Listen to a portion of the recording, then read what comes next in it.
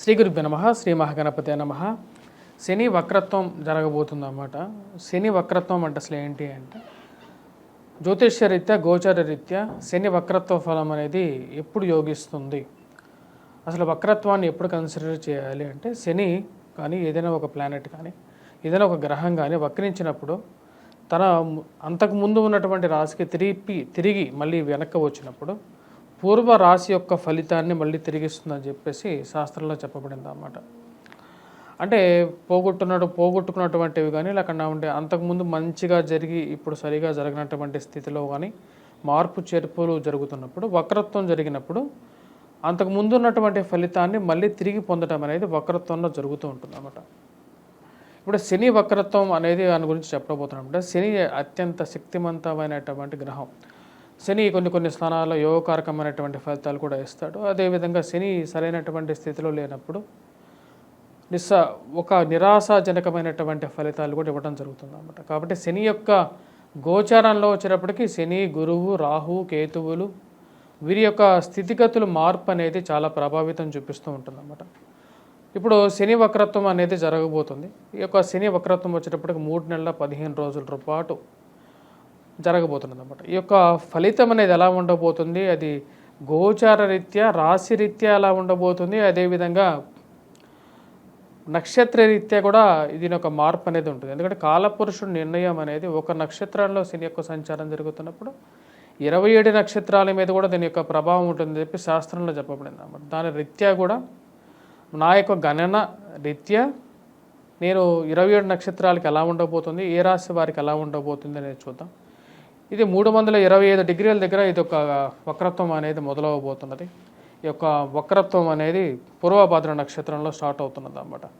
పూర్వభాద్ర నక్షత్రం నుంచి జూన్ 5వ తారీఖు వచ్చేటప్పటికి శతభిష నక్షత్రంలోకి అంటే రివర్స్ డైరెక్షన్లోకి వస్తుంది అన్నమాట. శని యొక్క మూమెంట్ అనేది రివర్స్ డైరెక్షన్లో శనికి శతభిష నక్షత్రం దగ్గరికి వస్తుంది. శతభిష నుంచి వచ్చేటప్పటికి మళ్ళీ 15వ తారీఖుకి వచ్చేటప్పటికి ఈ వక్రత్వం అనేది పూర్తిగా ఆగి శతభిష నక్షత్రంలో మళ్ళీ పురోగమన స్థితిలోకి మారుతున్నది, పూర్వభాద్ర నక్షత్రంలోకి మారుతున్నది అన్నమాట. ఇప్పుడు ఈ యొక్క వక్రత్వ ఫలం అనేది ఈ యొక్క జరగబోతున్నటువంటి యొక్క శని గమనం అనేది 12 రాశుల వారికి గోచర రీత్యా చంద్రమను అనుసరించి ఎలా ఉండబోతుంది అనేది చూద్దాం. తులారాశి వారికి మనం గమనించినట్లయితే రాబోతున్నటువంటి జూన్ 30వ తారీఖు గ్రహస్థితి రీత్యా గురువు ఈ రాశి వారికి సప్తమం నుంచి అష్టమంలోకి మారాడు మే 1వ తారీఖున. రాహు కేతువులు వచ్చేటప్పటికి కేతువు ఏ స్థానంలో, అదేవిధంగా రాహు అష్టమంలో యోగకారకమైనటువంటి స్థానంలో ఉన్నాడు. ఈ యొక్క రాశి వారికి వచ్చేటప్పటికి శత్రు సంబంధితమైన విషయాల్లో అనుకూలత సాధించడం జరుగుతుంది. మరియు అదేవిధంగా అష్టమంలో ఉన్నటువంటి రాహు అత్యంత శక్తిమంతుడు, పేరు ప్రతిష్టలని గౌరవమైనటువంటి స్థానాన్ని ఇవ్వగలుగుతాడు. గత సంవత్సరంలో సప్తమంలో ఉన్నటువంటి గురువు కూడా యోగ్యాన్ని ఇవ్వగలిగాడు వీడికి రాశి వారికి.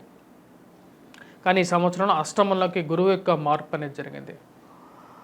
చిత్తా, స్వాతి, విశాఖ నక్షత్ర జాతకులకు వచ్చేటప్పటికి తులారాశి వారికి ఈ యొక్క శని యొక్క వక్రత్వం ఎప్పుడైతే జూన్ 30వ తారీఖు నుంచి మొదలవుతుందో ఇక చిత్తా, స్వాతి, విశాఖ నక్షత్ర జాతకుల మీద కూడా ఒక పాజిటివ్ ఇంపాక్ట్ ఇవ్వబోతుంది అన్నమాట. ఎందుకంటే శని యొక్క మార్పు ఎప్పుడైతే పూర్వభాద్ర నక్షత్రం నుంచి ఇక రాశి వారికి వచ్చేటప్పుడు శతభిష నక్షత్రంలోకి వెళ్తుంది, అంటే రివర్స్లో వెళ్తుంది అన్నమాట. దీన్నే మనం తిరోగమన స్థితి అంటాం.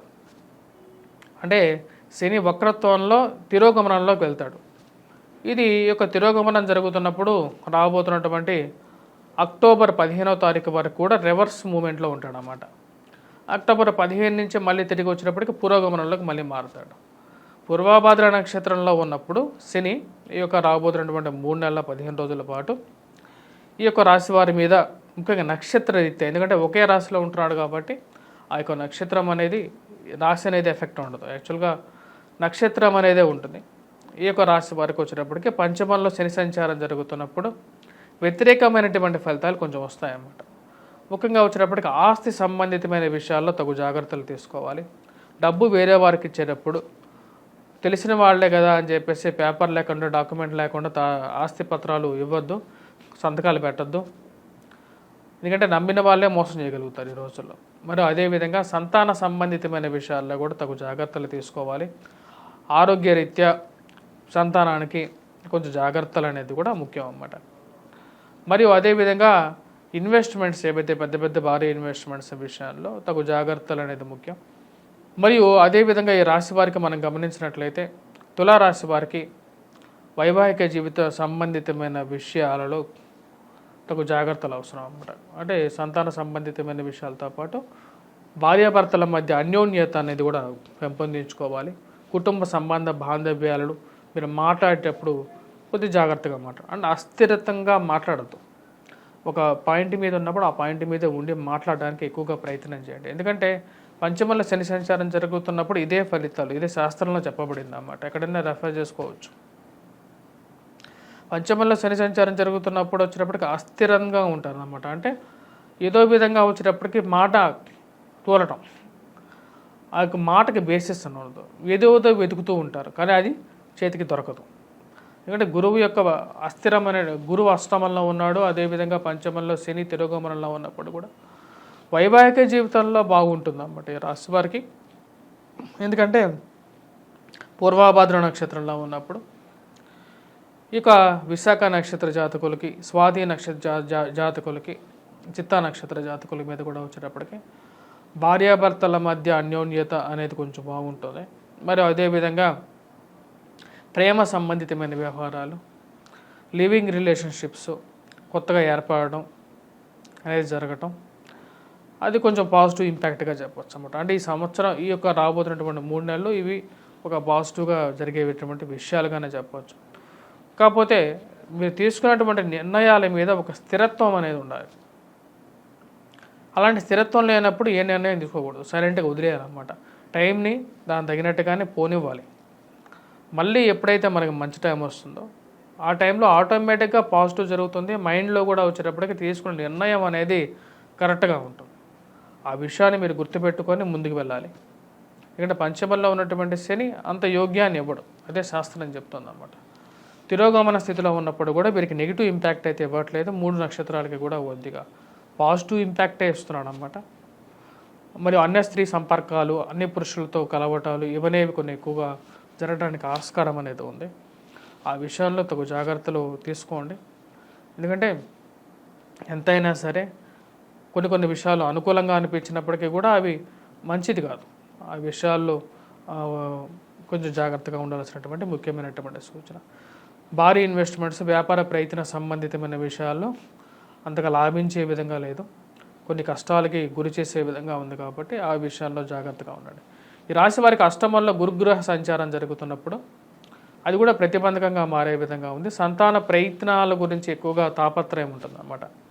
అంటే సంతానం గురించి ప్రయత్నం చేస్తున్నటువంటి వారు ఎక్కువగా ప్రయత్నం చేయటం, ఆ విషయంలో ఎక్కువగా అంత సఫలీకృతం కాకపోవడం అనేది జరుగుతుంది. వాటికి పరిహారాల రీత్యా మనం చూసుకున్నట్లయితే శని పంచమంలో సంచారం చేస్తున్నప్పుడు దాని యొక్క ప్రభావం అనేది వైవాహిక జీవితం మీద కూడా ఉంటుంది అన్నమాట. అంటే సంతానంతో పాటు వైవాహిక జీవితంలో భార్యాభర్తలు ఒక మాట మీదకు ఉండటం అనేది చాలా ముఖ్యమైనటువంటి విషయంగా చెప్పడం జరుగుతుంది అన్నమాట. భార్యాభర్తల మధ్యతో పాటు రాజకీయంగా మీరు ఎదగడానికి చేస్తున్నటువంటి ప్రయత్నాల్లో కొన్ని ఆటంకాలు ఎదురవుతాయి. వాటన్నిటిని సమర్థించుకుంటూ జాగ్రత్తగా ముందుకు వెళ్ళాల్సినటువంటి ముఖ్యమైనటువంటి సూచన. రాశిలో ఉన్నటువంటి వారు సంతాన సంబంధితమైన విషయాల్లో అనుకూలత కోసం చేసుకోవాల్సినటువంటి పరిహారాల్లో వచ్చేటప్పటికి మొదటిది వెంకటేశ్వర స్వామి దేవాలయ దర్శనం చేసుకోండి, తిరుపతి వెళ్ళండి. లేని పక్షంలో వచ్చేటప్పటికి వెంకటేశ్వర స్వామి వ్రతాన్ని చేసుకున్నట్లయితే అనుకూలమైనటువంటి ఫలితాలు పొందడం అనేది జరుగుతుంది. మరి అదేవిధంగా ఇంట్లో ఉన్నటువంటి పాత ఇనుము సామాన్లు ఎక్కువగా ఇంట్లో పెట్టుకోవద్దు. వీలైనంత ఎక్కువగా వచ్చేటప్పటికి శనిగ్రహ ఆరాధన, శనిగ్రహ మంత్ర జపం కూడా చేసుకున్నట్లయితే సానుకూలమైనటువంటి ఫలితాలు పొందడం అనేది జరుగుతుంది. ఈ రాశి వారికి వచ్చేటప్పటికి శని కన్నా వచ్చేటప్పటికి గురుగ్రహ బలం తగ్గటం అనేది కొద్దిగా ఇంపాక్ట్ అనేది ఎక్కువగా కనపడుతూ ఉంటుంది అన్నమాట. అంటే శని ఎప్పుడైతే గురువు యొక్క పాజిటివ్ ఇంపాక్ట్ ఉన్నంత వరకు శని యొక్క ప్రభావం అనేది తెలియదు. కానీ శని ఎప్పుడైతే ప్రభావం ఎలా తెలుస్తుందో అంటే గురువు ఎప్పుడైతే వీకెస్ట్గా పొజిషన్లోకి 8th పొజిషన్లోకి వెళ్తాడో దాని యొక్క ప్రభావం అనేది వీరికి బాగా తెలుస్తుంటుంది. కాబట్టి ఈ రాశి వారు చేసుకోవలసినటువంటి పరిహారాల్లో గురువు యొక్క పవర్ని ఇంప్రూవ్ చేసుకోవడం అన్నమాట. గురుగ్రహ భావాన్ని ఎలా ఇంప్రూవ్ చేసుకుంటారు అంటే గురుగ్రహ మంత్ర జపం చేసుకోవాలి. అదేవిధంగా విఘ్నేశ్వర ఆరాధన చేసుకోవాలి ఈ రాశివారు. వాటన్నిటితో పాటు లైట్ ఎల్లో కలర్ డ్రెస్ అనేది గురువారం పూట కొద్దిగా బాగా కలిసి వచ్చే విధంగా ఉంటుంది. దత్తాత్రేయ స్వామి ఆరాధన కూడా చేసుకున్నట్లయితే సానుకూలమైనటువంటి ఫలితాలు పొందడం అనేది జరుగుతుంది. స్వస్తి.